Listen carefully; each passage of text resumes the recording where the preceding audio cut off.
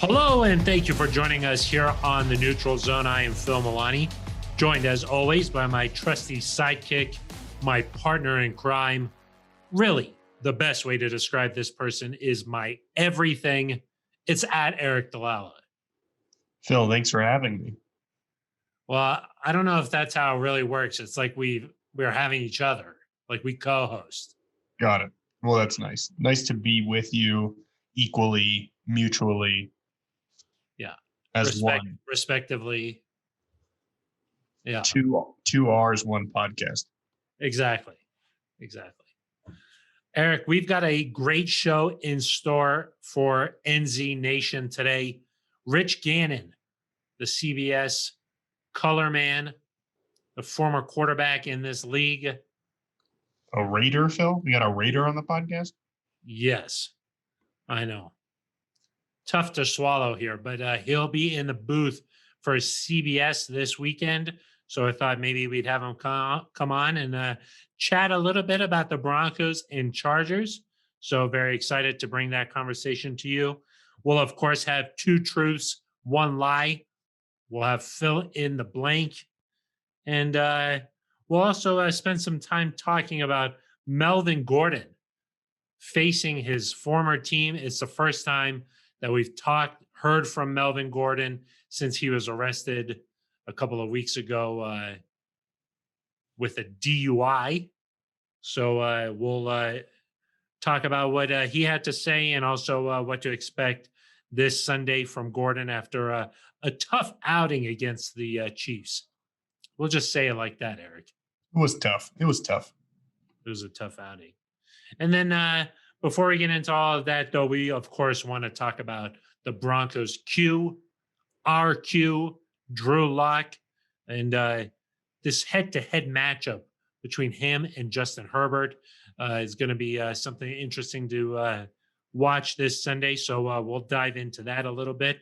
Of course, if you want to be a part of the show, you can leave a voicemail at 707-NEUTRAL. We'll play your voicemail right here on the show. Love having fans engage with this show. Eric, they can also leave an email too, right? Yeah, you can definitely leave an email, as people tend to say about those things. I am a robot. You must leave email. Exactly. neutralzoneshow@gmail.com. Get them in. The podcast supervisor, send them over.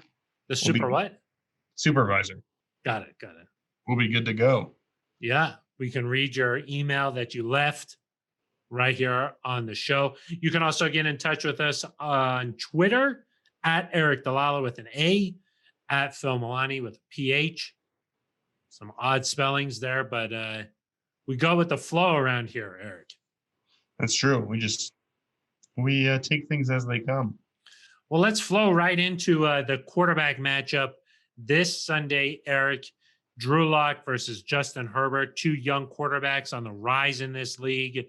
Going to be interesting to see how each of them handles the pressure as the season goes on here. And for Drew Lock in particular, this is really the first time in his young career that he's facing some criticism.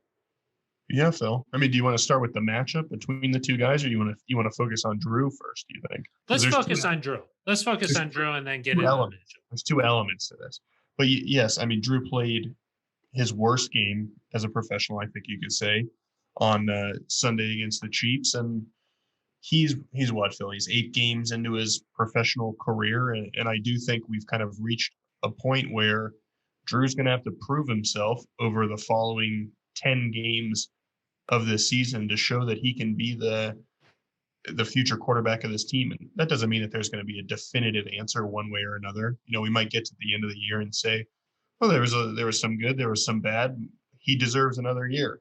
But I do think, Phil, and we talked about this on Monday, against the Chiefs, there was bad, but not many flashes of good. And he needs to continue to have those flashes of good in order for the Broncos to kind of be able to continue building behind him. And Phil, you know, ideally a guy throws 3 touchdowns and no interceptions every week and goes on a run and is in the MVP race every year. But almost every quarterback is going to have a type of game like he did against the Chiefs. one that you need to bounce back from. And I think we're going to find out a lot about Drew in terms of his mentality and how he's able to kind of put that behind him. So the only thing I'm worried about is he already said he was pressing against the Chiefs. And if if you're pressing in that situation and now you need to come out and get a win, is he in his head a little bit? I don't know. Well, I would say the one thing that we definitely already know about Drew is that he's a competitive young quarterback. The guy thrives on, when pushing himself. He's got that internal drive. And, you know, uh, I think that looking at that game a little bit closer, one of the things that has come up, and he's even been asked about this in the media, is when his first read isn't there, he's got a quick tendency to just pull that ball down and get out of the pocket. And he talked about that earlier this week. He said, "Hey, I got to trust my offensive line a little bit more. I got to be able to go through my progressions a little bit more." And, he was asked if, he felt like Pat Shermer was putting him in the best positions to succeed. There's been a lot of critical talk about the play calling and why they have to go deep all the time and why they're this attacking offense. And Drew said that he's got a great relationship with Pat, that they sit down on Saturdays and go over all the different scenarios. And he listens to Drew, if he's got some feedback. And Drew just said, "Look, I got to do a better job of taking what the defense is giving me." Teams have been playing the deep ball more so recently against the Broncos. And I think you want that. You want to be able to do something well as an offense that forces the defense to adjust. And then you as an offense have to be able to adjust again. And to me, and we talked about this on Monday, Eric, that means getting the ball in your playmakers' hands when they're open. I know you said that Jerry Jeudy needs to do a better job of understanding the playbook and all that. But when you go back and look at the coach's film from that game, Jeudy was open a lot. Yeah. And, Phil, I think what was interesting is against the Patriots, they did go deep several times and then they did take advantage of those underneath throws. He found Alberto a couple of times for good plays. He found Jerry Jeudy on some crossing routes that were underneath type plays. He just, Drew didn't go to those guys often against the Chiefs on Sunday. So I just think that with any young quarterback, you expect struggles, you expect ups and downs. Um, Guys having the success that Justin Herbert is having right now, and we'll get to him in a second. That's the exception, not the rule. Um, but I do think you want to avoid seeing Drew stack negative games. Like this is essentially an extension of his rookie year because he still only played 8 games, and so if there's a clunker every now and then, I think you have to accept that as part of the process. But if it starts being like this week is poor and the next week is poor, and here all of a sudden it's 3 or 4 games in a row where he's not completing passes and is struggling to lead the team to points, that to me then becomes a larger concern about you know his ability to be the guy moving forward, because that's what this Phil, with a win this weekend, you're still right in the hunt, you're still in all these things. But this year, as much as anything, is about, can Drew Lock be the guy long term, or are you back in the quarterback market next year or the year after? And so um, you don't want to ever overstate things too much in one game. And I tried to ask McFangio about that. I said, how do you weigh having patience and knowing that he's going to take some time to develop, and things aren't going to be perfect right away, versus having to win? And Phil, he said that's the struggle that you have as a coach. That's what coaching is. But yeah, certainly all eyes are going to be on Drew this weekend. Yeah, and I think you just want to see him improve and learn from the game, right? Hey, he talks about wanting to stay in the pocket a little bit longer, wanting to take what the defense is giving him. Let's just see that in this game, and if he struggles but he improves in that area, then that's a sign of development. Hey, he took in the coaching, he was able to adjust, and he was able to improve and move forward. And if that doesn't necessarily result in a win, I think you could live with that. You just say, "Hey, look, there's a development here."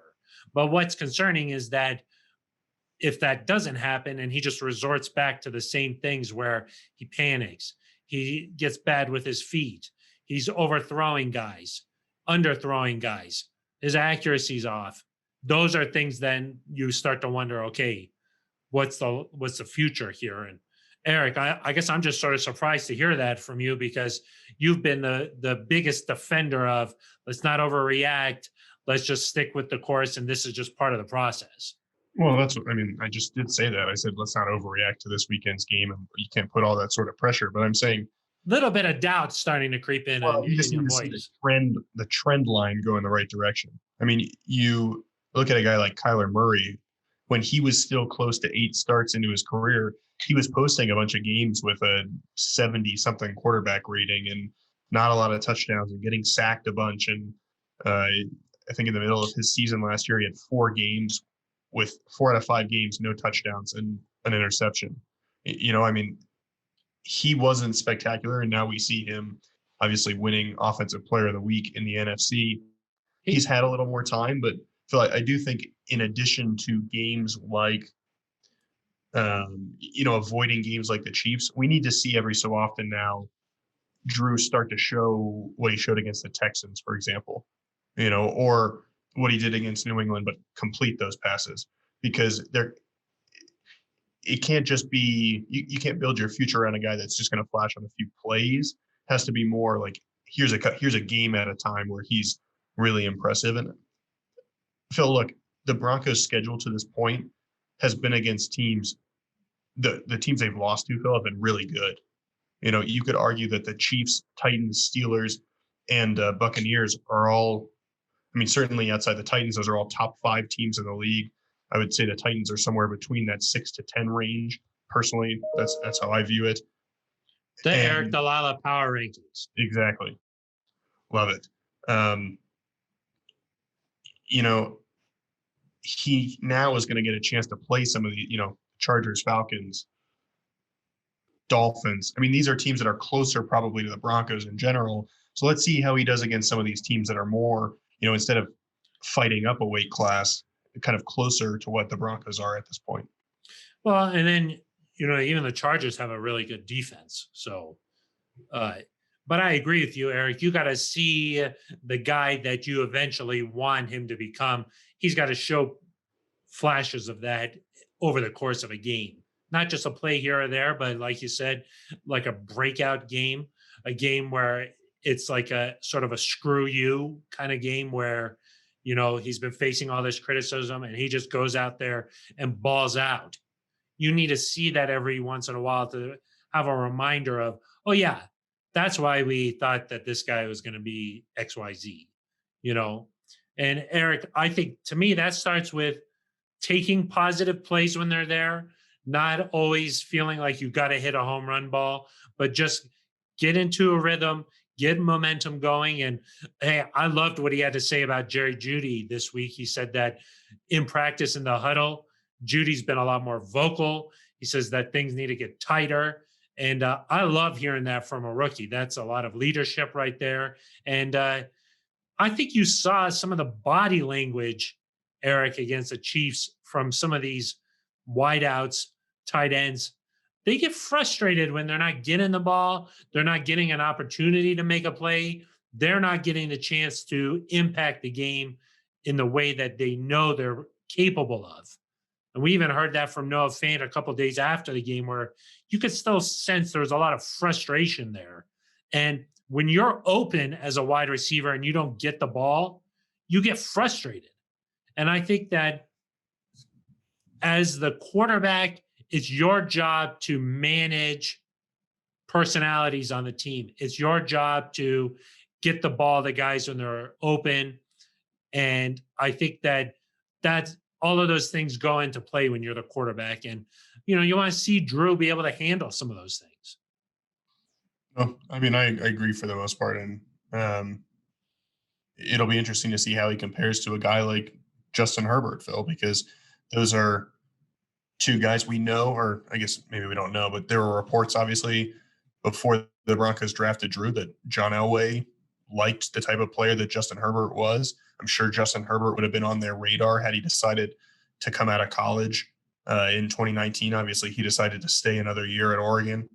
Um, But just like Patrick Mahomes, how he's kind of the standard in the AFC West, Drew Lock and Justin Herbert are going to be compared for as long as they're in this division together because they were drafted within a year of each other. And I think, Phil, back in, gosh, I don't even remember when it was, maybe April before this year's draft, we talked with our friend Daniel Jeremiah, and he had the exact same grade on Drew Lock that he had on Justin Herbert. And if I remember properly, I think he said uh, Drew Lock's fundamentals were maybe a little bit worse than Justin Herbert, but that Justin Herbert wasn't as likely to make the big play that Drew Lock made. Obviously, we've seen Justin Herbert make those plays in the NFL. He's been really successful with the deep ball so far, and it should be a good matchup and fun to see those guys go back and forth. Herbert has been almost like the anti Drew Lock from last year, where Lock came in, started 5 games, went 4-1, had some ups and downs, but got the team to win. Herbert has come in, started 5 games here. He's gone 1-4, but he's played very well. 12 touchdowns, just 3 interceptions. He's able to make big plays with his legs. We heard Bradley Chubb be really complimentary of him earlier this week. And, he's a big quarterback, big guy, strong arm. He can hang tough in the pocket. And, I do think that regardless of what anybody says, they're going to say, oh, Drew's not on the field at the same time as Justin, so it's not like blah, blah, blah, blah, blah. No. When you've got a guy who's a young quarterback and up and coming, and you're a young guy, quarterback up and coming, you want to be the better quarterback in the game. And so if Herbert makes a big play, there's going to be pressure on Locke to make a big play. And I want to see how that plays out. The Chargers come in at 2-4. The Broncos are at 2-4.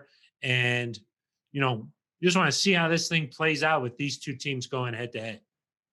Yeah. And I mean, we'll see what happens long term. I don't want to make it seem like we're giving up on Drew, or I think we're just saying he needs to take a step forward here and show that this is not a trend. But I mean, Justin Herbert is playing better than Drew Lock right now. I don't think it's debatable. Drew has thrown 1 touchdown this season, and Phil, before the year, we sat and talked about how many games was Drew Lock going to throw more touchdowns than the opposing quarterback.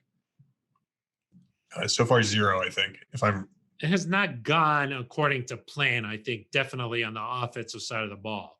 We knew that it was going to be a slow start, but, the offensive numbers, so far through the 6 games, they're in the bottom 5 in a lot of different categories.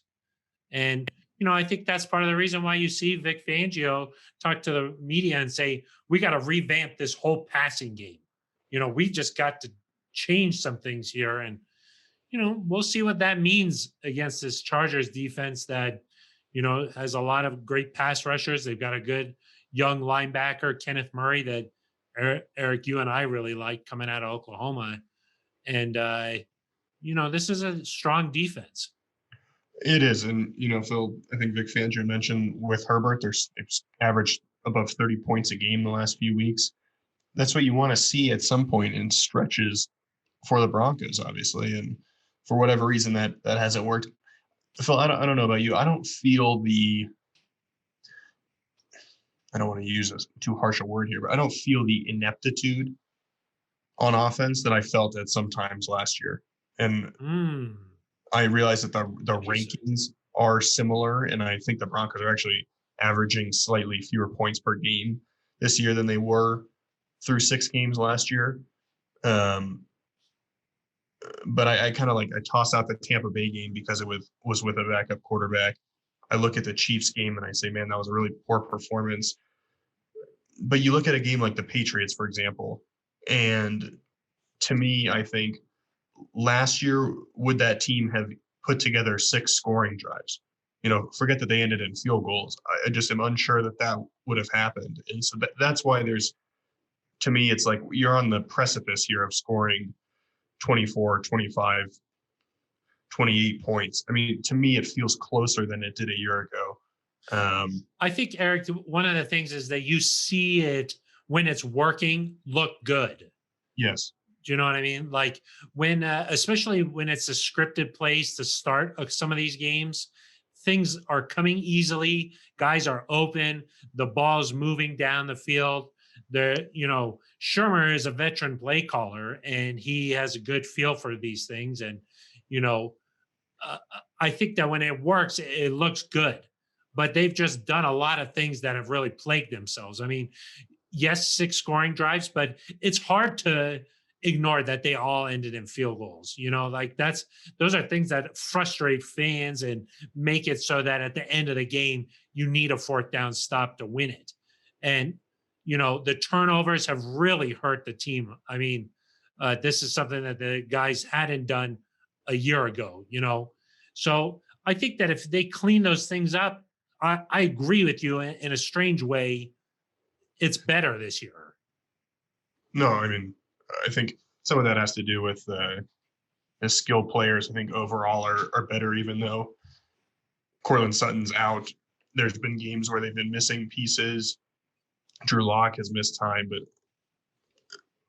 Phil, I sort of wonder because I don't know about you. I feel confident that this is going to be a close game, but it's one that the Broncos can and should win. Um, and I think there's a chance that in 2 weeks you look back and you say, "Hey, that Chiefs game was ugly, but it was more of a blip on the radar in terms of this team being more competitive." And again, just to go back to the opponents they faced, they've had to play some really good teams here. And I get that eventually you want to be competitive and you want to win some of those games. And they were close against the Titans and the Steelers. Um, but to me, this is a team that should be able to win games against teams that are similar to them or lesser to them, and that will keep you in the conversation. And then, Phil, maybe that's as much as we should expect of a team with a young quarterback and young players on offense. Yeah, and coming into the season, we knew that the Chiefs were the overwhelming favorite to win the division. But after that, we thought that okay, the Chargers, Raiders, and Broncos are all in a similar boat, all around the same level. Okay, well now you're going to face one of those teams, and it's going to be, last week a lot of people were saying, "Oh, is this a measuring stick game?" To me, this is more of a measuring stick game because it's like, let's see how you do against a team that's at a similar level to you. And in fact, with their records, they're exactly the same. So how do you do when you're facing a team like that? And we're gonna find out. The Chargers last week faced a lesser team and took care of business handedly. We haven't really seen the Broncos do that. No, they kind of did. I mean, that was a 1 point game in the fourth quarter. They, What was the final score though? What was well, I mean, I think it was similar in some ways to the Broncos win over the Jets. There were times in that game where it was certainly not in the fourth quarter where the result was in question.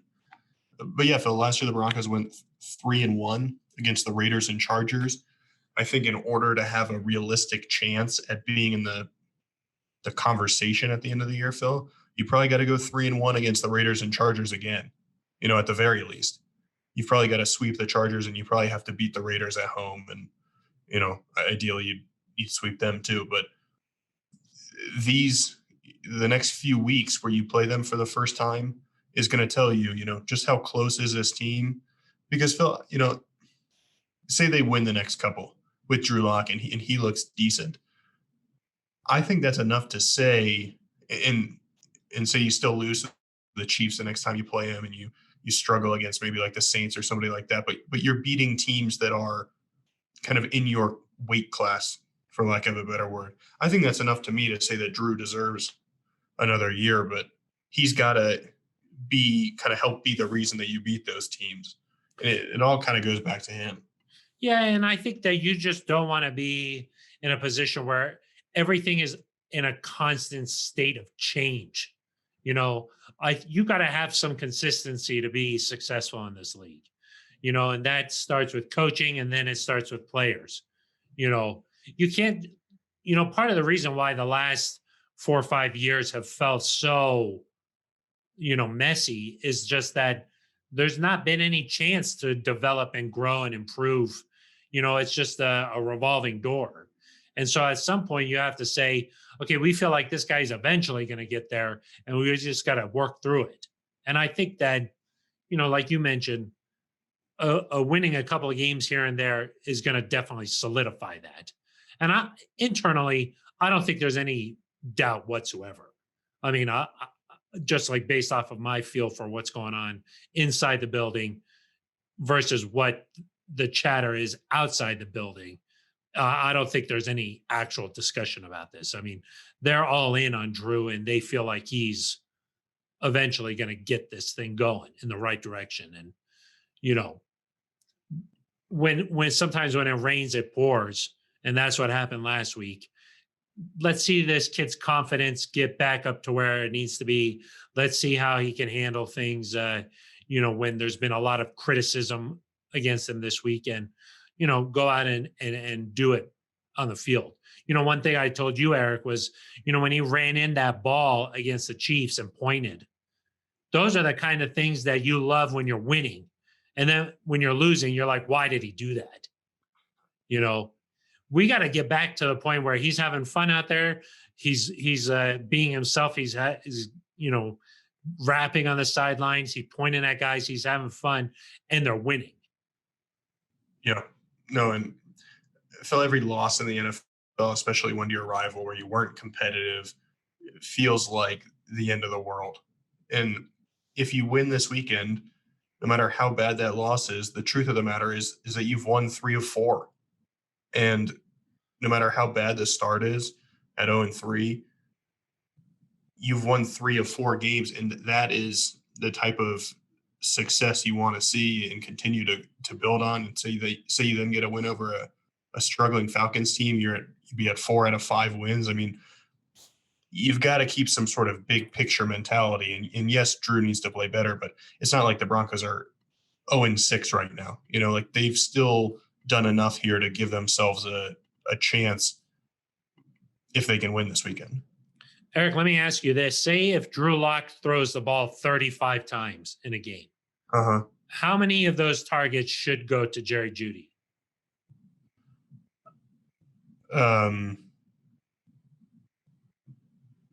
8, 7. Got it. And how much for like Noah Fant? I would 10. Yeah. That's what I agree with you. I think each of those guys should get about 10 targets a game. And then whatever else is left can go to guys like Tim Patrick, Alberto, Deshaun Hamilton, KJ Hamler, But those two guys in particular, Noah Fant and Jerry Jeudy, need to be getting the bulk of the targets. And they need to be a much bigger part of the offense because they're the playmakers. They're the stars. And they need to have the opportunity to have a factor in the game, in the outcome of the game. Those guys need the opportunities. And I think if you give them the opportunities, you'll see what happens. Well, I mean, in week 1, Drew threw the ball 33 times, so close to what you're saying. And Fant had 6 targets and Jeudy had 8 targets. So not far off. Went much better. Well, I mean, they scored 14 points, so it didn't go that much better. And then if Jeudy had those drops in that game, it would have been much different if he had. It just depends on what the Broncos like against the Patriots. Drew threw the ball just 24 times. And so, of course, you're not going to get the volume of targets that you want in that. And for whatever reason, again, I don't know if it's their chemistry between Drew and Jerry Jeudy. But yeah, he has not gone to him as often as maybe you would have expected, especially based on training camp, Phil, because in training camp, he threw him the ball all the time. Yeah, and I think some guys you're just more comfortable with. And as a fan, like as just somebody who's watching the games, you say, gosh, he doesn't really throw it to Noah Fant all that much. But, when Alberto comes in, he's throwing him the ball all the time. It just feels that way. It feels like he's more comfortable throwing the ball to Alberto. And then, you just can't help but wonder like, hey, why aren't these guys getting the ball? Yeah. Well, with Tim Patrick and Jerry Jeudy, a lot of these Tim Patrick catches have been on deep throws. And when he throws it up there, Tim goes and gets it. And I think that there have been, I think of a couple of deep passes where Jerry either did not make an attempt to catch the ball. I think it was in Pittsburgh when Jeff Driscoll threw him a deep pass, and I don't know if the sun was in his eyes or something. Yeah, He seemed didn't. uncatchable, but maybe it was closer than you thought.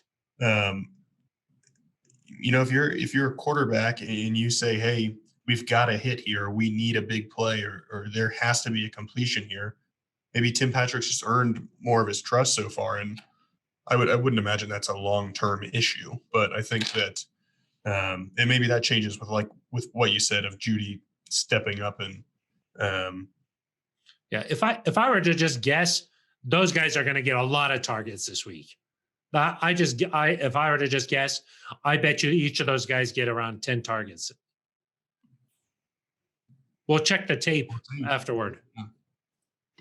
But Eric, a guy who knows a lot about quarterback play, Rich Gannon, he's going to be in the booth for CBS on Sunday. I had a chance to catch up with him a little bit and asked him about what he thinks of Drew Lock's start to his sophomore season. Rich, thanks for taking some time to chat with us here. I wanted to start out by saying, when you're getting ready for this game, what have you seen from Drew Lock on tape this season? Well, I think when you evaluate the quarterback, Phil, you have to look at the whole picture. And I think if you just focus on the last couple of weeks, I think you do yourself an injustice. I think, when you look at last year, he had the injury. He missed a lot of practice time. You look at the offseason, there was virtually no offseason program to speak of. He had a new coordinator, didn't have the benefit of preseason games. We were there with you guys in Pittsburgh week 2 when he got hurt, and then he's on the shelf for a couple of weeks, and then, you throw him back out there. And so that, to me, is hard to really say who he is just yet. You know what I mean? We haven't seen a full season of his work. I think there's a lot of qualities and characteristics that you like when you study him, but there are some things he needs to get cleaned up. I think if you go back and really look at him at Missouri, he was in the gun a lot. They never called plays in the huddle. He had a very, let's be kind and say, average offensive line in front of him. And so he was constantly getting pushed up inside in his face, and he was constantly running around and making plays. And I think he has a tendency, when he gets a little rush and a little push, to immediately think about what he's done, which just comes natural to him, which is escape and make a play, as opposed to trust the protection, take the extra hitch, sit in there and get through the progressions rather than just look at number one and take off. And I think that's an area where, as you talk with him, you talk with some of the coaches, it's an area where he has to continue to improve. I think we have a saying, it's complete or incomplete based on your feet. And I think when his feet are good and he's got a good base and he's in rhythm, he's very accurate.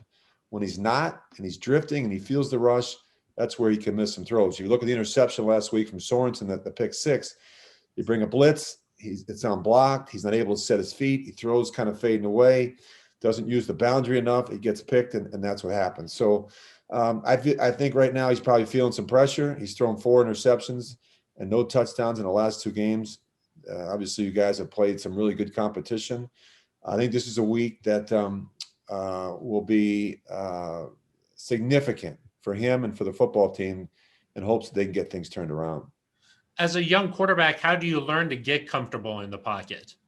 It's a great question. It's so easy to say, I'm going to sit in there, I'm going to trust the protection, I'm going to sit in with a tough jaw, and all of a sudden you keep getting hit in the face. It's easy for me to say, right, trust the protection. So I think a lot of it has to do with understanding the protection, where you're vulnerable, what the issues are, who's blocked, who's unaccounted for, where my quick answer throws are.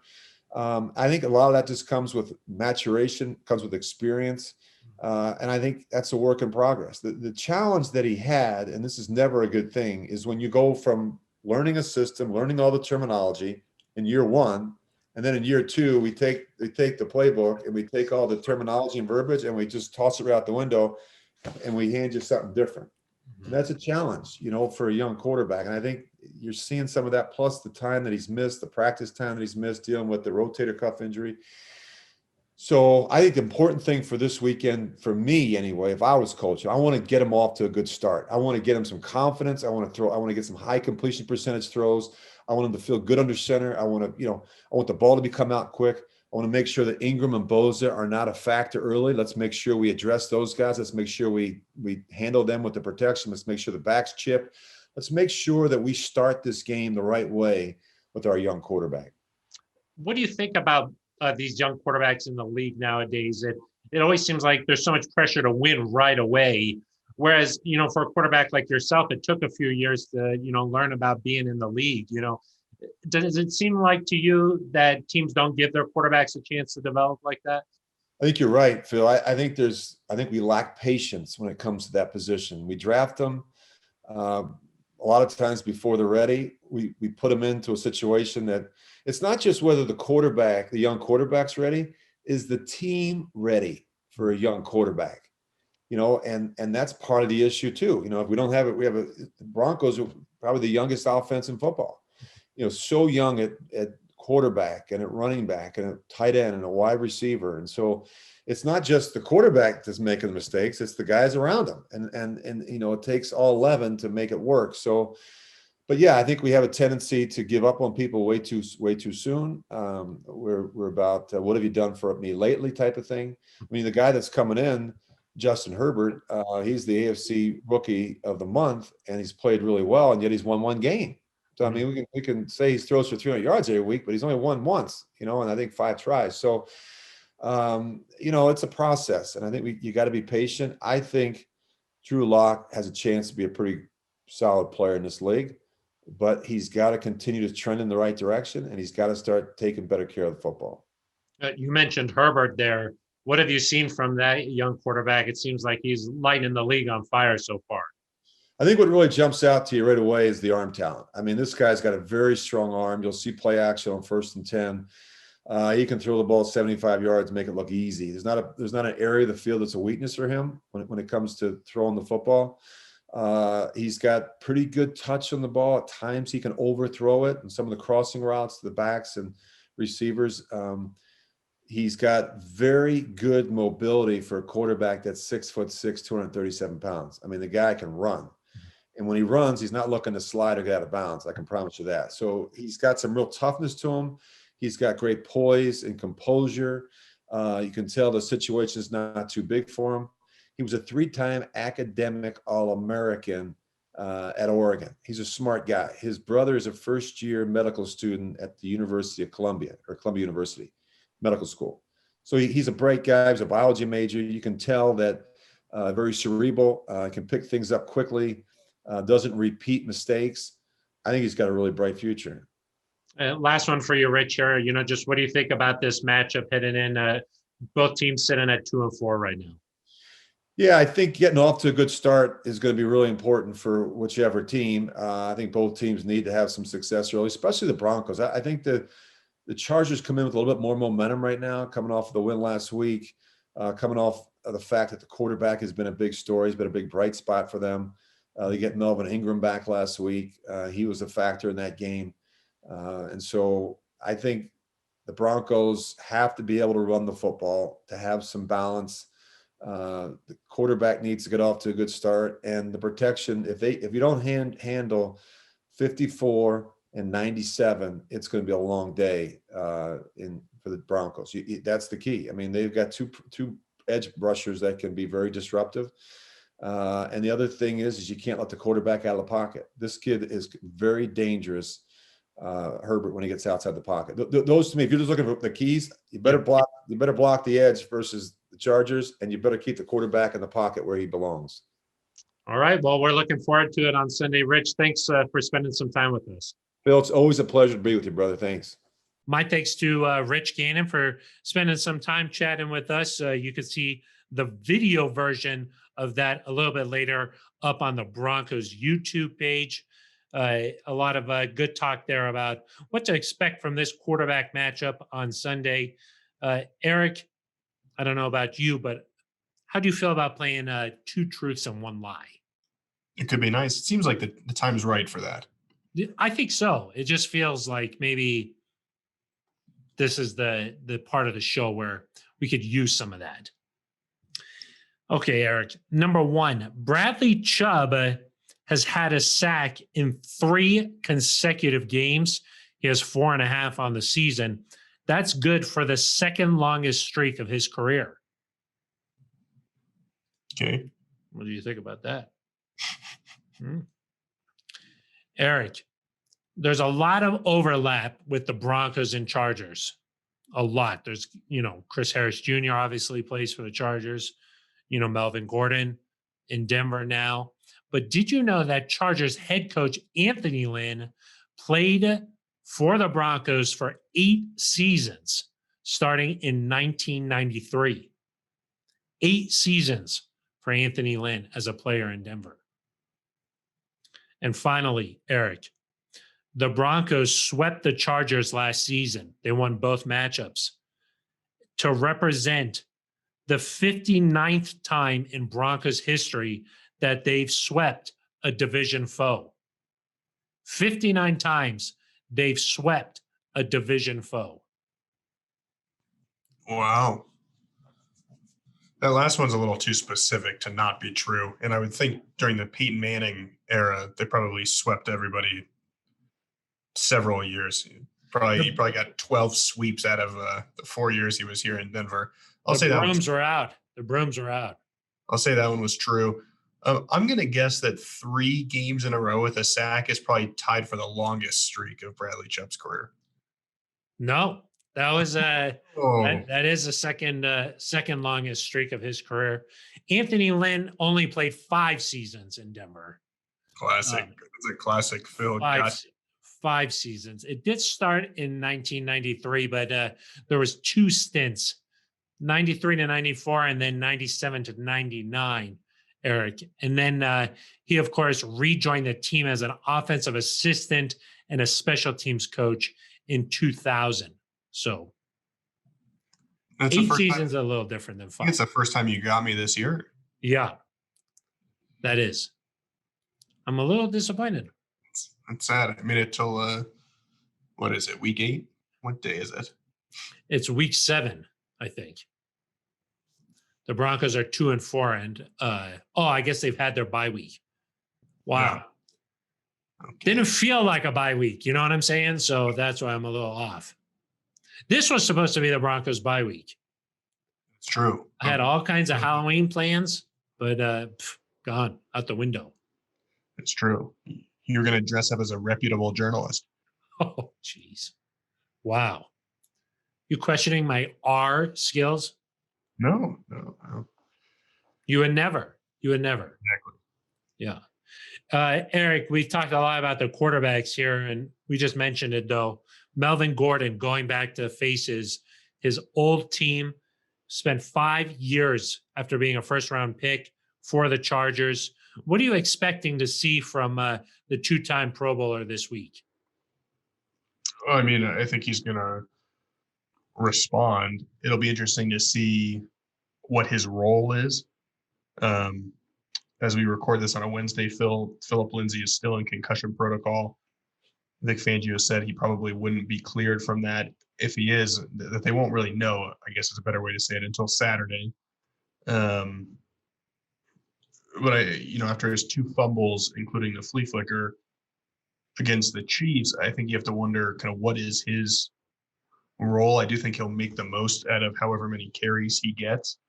But it will be interesting to see, does Philip Lindsay have an extended or more extensive role than he otherwise would?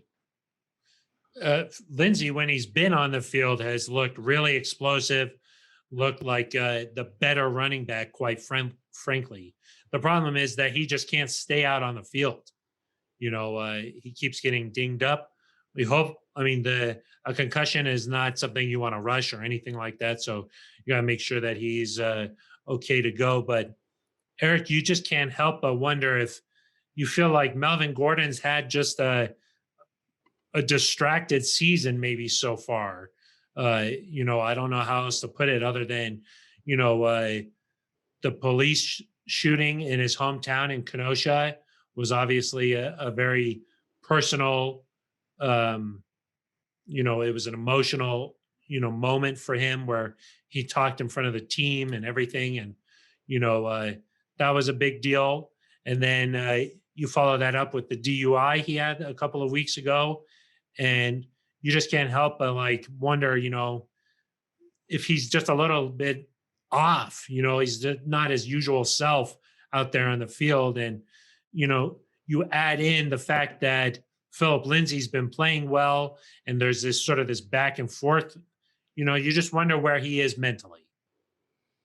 Yeah, I mean, he played well a couple weeks ago against the Jets. I mean, I guess that's now almost a month ago. Um, but he, in some ways, was the reason they beat the Jets in New York. He's been effective at times. I still think he's the better goal line option.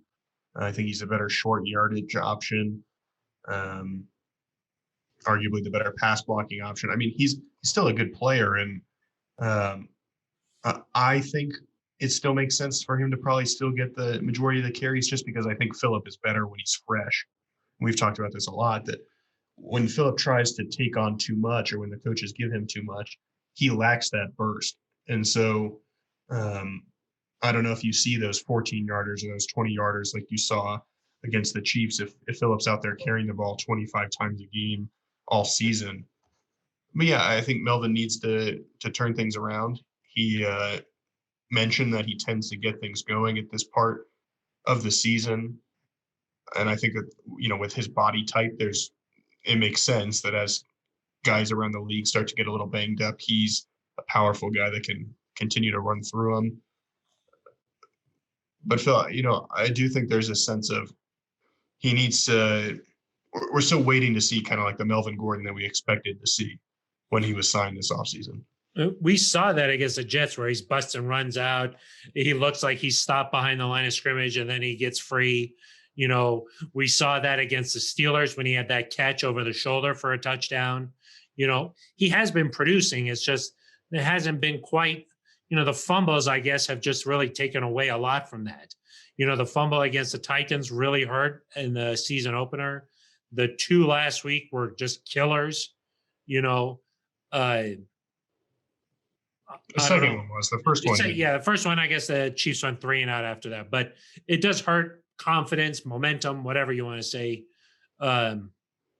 You just wonder why a guy who's been in the league as long as him hasn't been able to like focus on this, get this corrected. Yeah, no, it has been a knock on him for his whole career, essentially. No, definitely. I think he explained it in part on Wednesday that he just so badly wants to make a play that there are times, the one against the Titans is a little different, and I don't love putting him in that situation to begin with, but the fumble against the Chiefs, Phil, kind of came at the end of the play as he's like pushing for more yardage and there's 3 guys around him. And some of that is what makes him a valuable player, is that he can fight through those tackles. Yeah, but it was 3rd and 18. I mean, he wasn't going to get the first down. Right. So he mentioned what. Right. So he mentioned on Wednesday, he's got to know when to just kind of accept that he's got the yards he's going to get and not make it worse by fighting for it, because it's when that 3rd guy gets there, or that 4th guy gets there, that the ball tends to get ripped out. And so, maybe there's a conscious effort to that this weekend. And, he did rebound from the fumble against the Titans well. It's just, even if it's something that happens once every 5 games, it's still a little too much, especially if it happens in critical moments.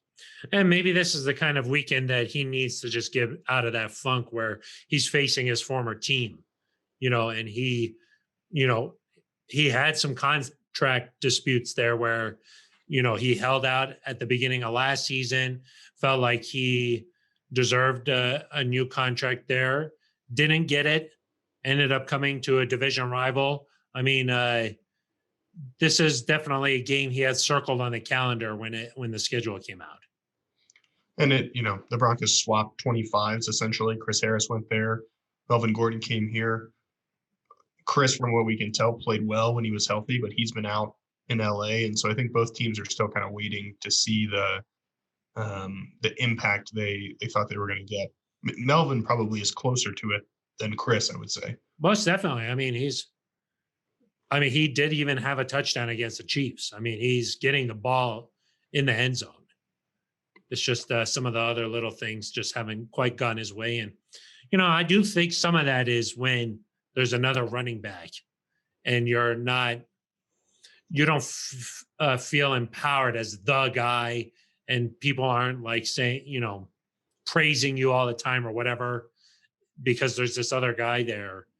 There is a little bit of that, just sort of a dynamic that, you know, mentally it's hard to overcome that maybe. So see if this is the week that he does it. He said that he's already heard from some of his former teammates. We know that he's very close with Melvin Ingram. So you got to imagine that he's out to right the wrongs and disprove the haters, if you will, which is what I do pretty much on a daily basis. You do a nice job of that. I got a lot of haters. They're lining up. Yeah. Get in line. I say, take a ticket, Like the deli. Next. It's like the deli counter. Exactly. Yeah. Eric, you got a couple of fill in the blanks for me here, or what's going on? Yeah, I think it's about that time. So your first fill in the blank is kind of looks back a little bit. Last weekend, the Broncos won the coin toss against the Chiefs. They chose to receive the football. Didn't go great. They went 3-and-out, and then the Chiefs scored a touchdown. The Broncos would obviously rebound, score another touchdown to get close to tying it up. We all saw the game. Eric. Well, what if you haven't? What if you don't remember? What if it was, just 4 days ago? I choose personally not to remember. Yeah. Well, so I guess my fill in the blank is the Broncos win the toss this weekend. Your decision is to blank. See, I would say almost every scenario you would say I want the ball in the second half. Because I think that really good teams in the NFL, they make you pay in those final 2 minutes of the first half. And then when you get the ball back to start the second half, you could really swing a game like that. So I think the good teams in the NFL make you pay in those situations. And so I would say almost always you want the ball in the second half.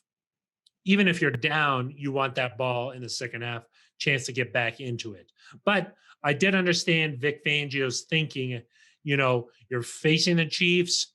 There's a win situation there where you want the ball, in your you want the wind in your favor for a potential field goal at the end of the game. But in general, I am fine with saying, give us the ball. We want to go out and score and set a tone here to start the game. This week against the Chargers, I don't think you need to do that. You say, go ahead, you take the ball. We rather have our defense come out and set the tone. And I think that this week, no matter what happens, I would rather have the ball in the second half. Do you think it sends a message if you defer this week that you admit that you made a mistake and that you've lost confidence in the offense in any way? No, I don't think so, because against the Chiefs, you want to be able to say, you want to set a tone, say offensively, we're ready to go. We're ready to rock here. But I think if you receive this weekend, and I agree in principle on the deferring, but I think if you were to say we're receiving this weekend, you kind of make the statement that, hey, we've still got faith in this offense and that things are going to be different this week. And forget everything that happened. We're going to go start this game with a score. I just think in this situation, the likelihood of the defense going out there and setting a tone is much more great. It's greater. That you got a young quarterback on the road facing a really good Broncos defense. I'd rather have that be the start of the game than, hey, let's see what happens with Drew out there. Phil, this next fill in the blank, a little more fun. Oh, I like that. I like fun. Bradley Chubb came off the field.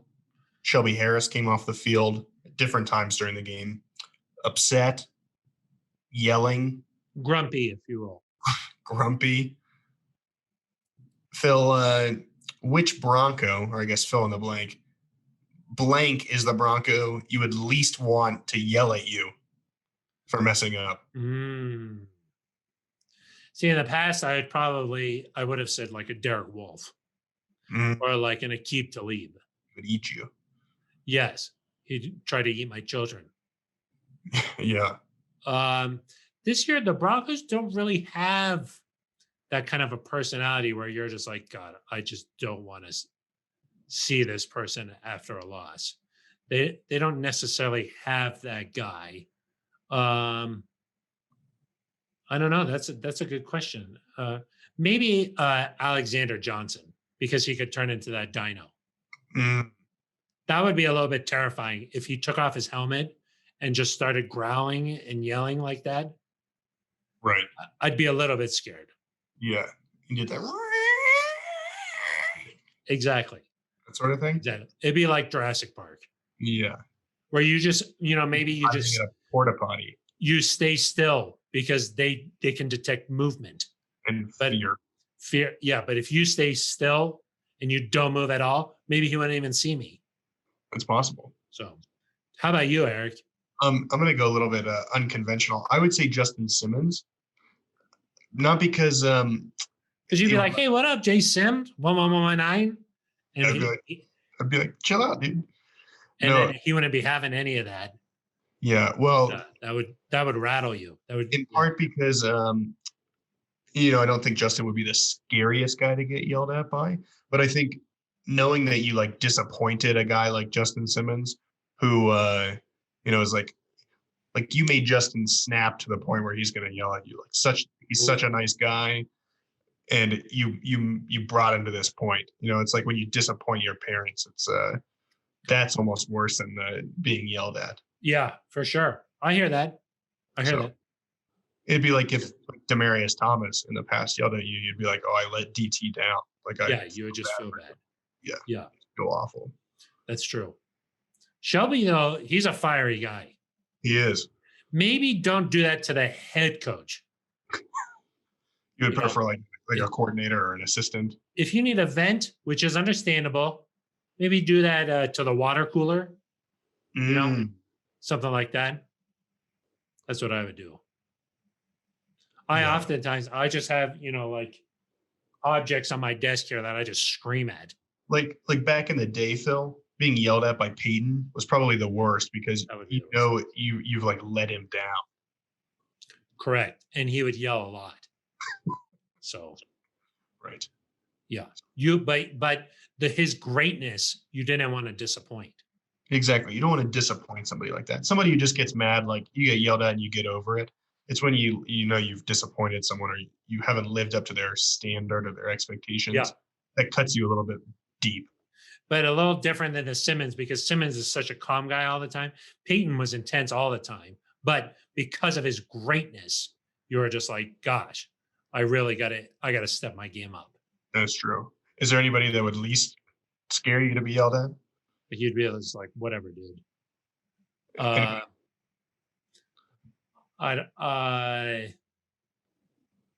don't know. Ben Swanson, probably. Yeah, Ben Swanson got upset. I'd be like, shut up.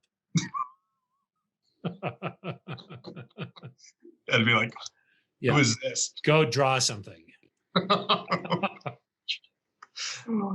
Okay, your last fill in the blank, Phil. Okay. Phillip Rivers, longtime Chargers quarterback, gone. Gonna miss that guy this week. Dusted. Blank will be your lasting impression of Phillip Rivers. See, I have two impressions of him. Early in his career, very hateable. Mm-hmm. He was yelling all the time. He got into it with the Broncos, but they were winning too. Like the Chargers were winning a lot of games. You sort of just hated the guy. But over the course of the career, and the more you learned about him, I think you just learned to love his competitiveness, his fieriness. My impression of him did a complete 180, where now I'm just like, I love this guy. Like he's always he wants to win so badly. He's kind of funny out there.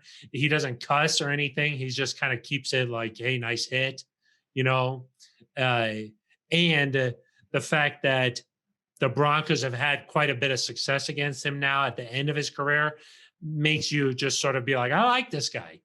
I like Phillip Rivers. He's out there to win. And, I wish him success in Indy now, which, if you would have asked me that 10 years ago, I would have completely different answer. He's fun. He's cute. It's like a nice little story because he never won anything, you know? Exactly. Like, And he's just like he played that AFC championship game with a torn ACL. Like he's gutsy, you yeah, know. we want to see success for Philip, but I think you only want to see success for him because he hasn't had it. He's like he reminds me of, and it's very different in terms of their career trajectory. But like, I don't think many people hate Andrew Luck because he didn't win anything. If the Colts had like won a couple Super Bowls, I think you'd have people in New England or Denver who are like, man, I hate Andrew Luck. Like he kept us from winning a title, blah, blah, blah. Yeah. He did that. Even the 2014 loss in the playoffs, I don't think people are like, man, I hate Andrew Luck for doing that to us. Yeah, exactly. And whereas like, I think in about, hopefully not this long, but 10, 15 years, when you look back at Patrick Mahomes, you're going to be like, that guy is just the worst. But people love Patrick Mahomes. Not people in Denver, I don't think. His Head and Shoulders commercial, actually pretty funny. Yeah. Ugh. It's concerning.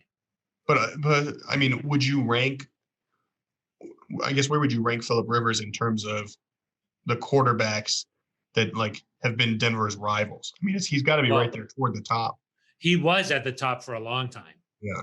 Is Mahomes already past him in terms of if you're ranking all time Chiefs, Chargers, Raiders quarterbacks that?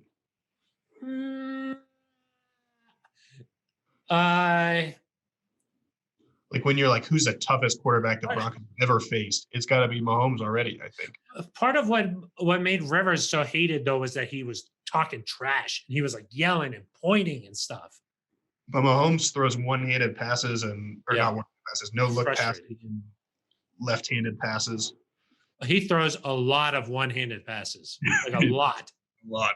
It's impressive.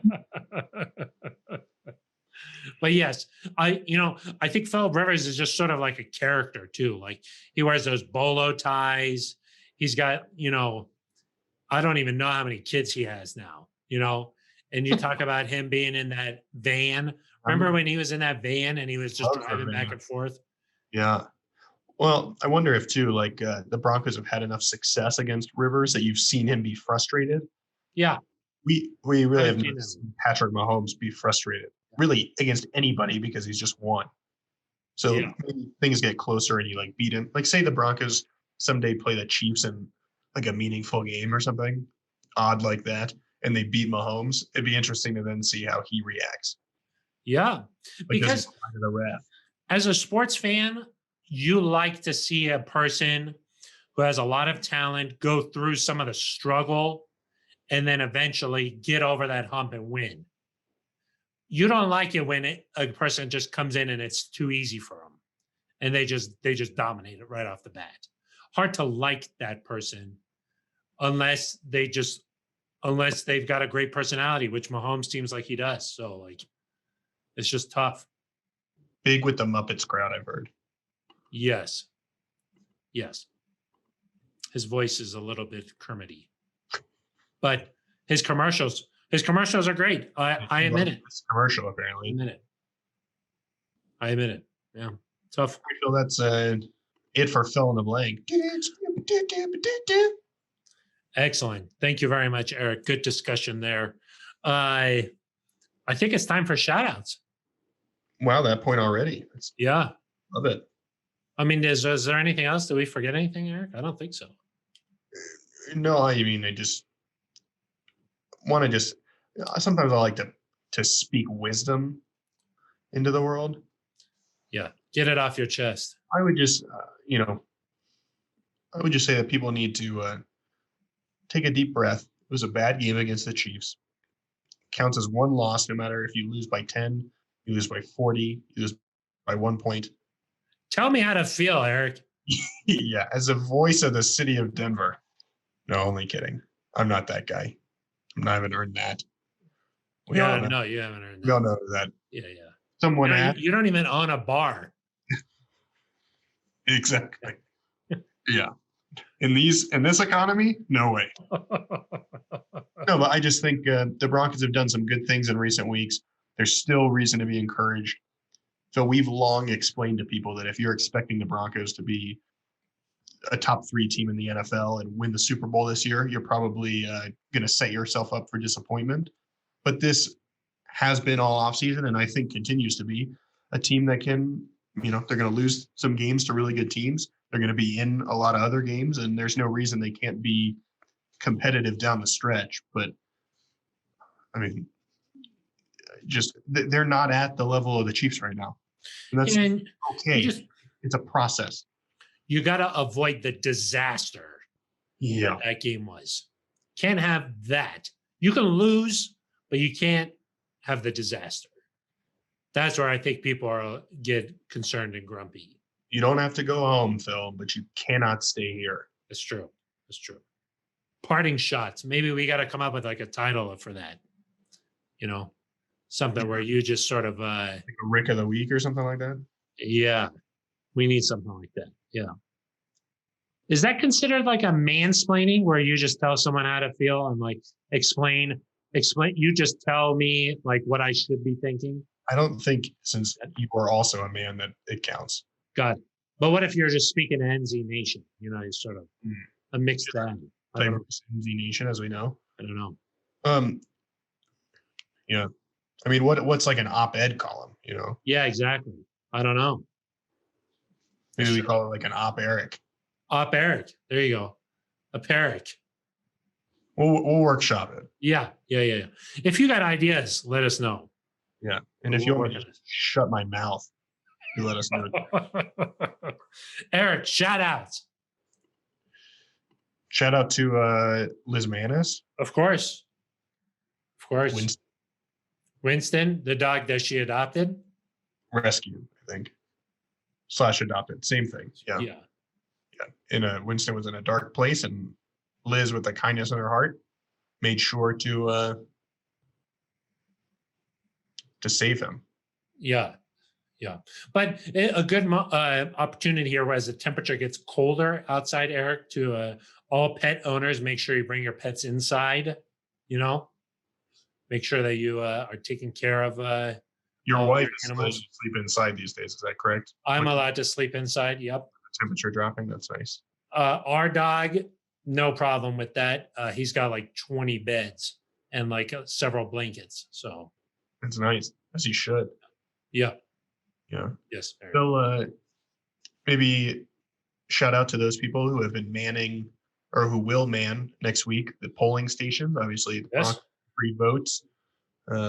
We'll probably remind people again on Monday when this podcast comes out, but Election Day, right around the corner, Phil. Obviously, in Colorado, we have a great system. And very easy to vote in Colorado. Yes. But as we know, people all over the country and the world are listening to this. So. Right. And I believe, Phil, that the Broncos facility, like every NFL facility next week, will be closed on Election Day. So, yes. Get out there. Do your part. It's part of what makes this democracy work, is that everybody has a voice. Make sure that it's heard. So get out the vote, Eric. Yeah. How many times were you going to vote? Just the one time, Eric. Oh, perfect. I don't think that voting jokes are very funny. Maybe we can take a vote on whether it was funny. I have already voted, though. I think you have as well. Yeah. We like to. Easy. We're ahead of the curve. Yes. Very easy to just fill out your ballot and put it in a Dropbox. Yes. That's true. But you hear stories in other states where you got to stand in line. It's a long process, but it's worth it. That's true. It's true. We've seen some of the players kind of stand up for that cause, and I'm sure they'll continue to do so this week. Yes, exactly. A lot on the line every election, and it seems like with the way things are going in this country, it's important that you just make sure your voice is heard.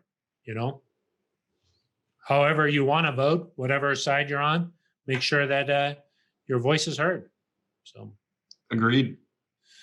All right, Eric. Well, I think that is going to do it for us. Our thanks to Rich Gannon for spending some time and chatting about this matchup between the Broncos and Chargers coming up on Sunday.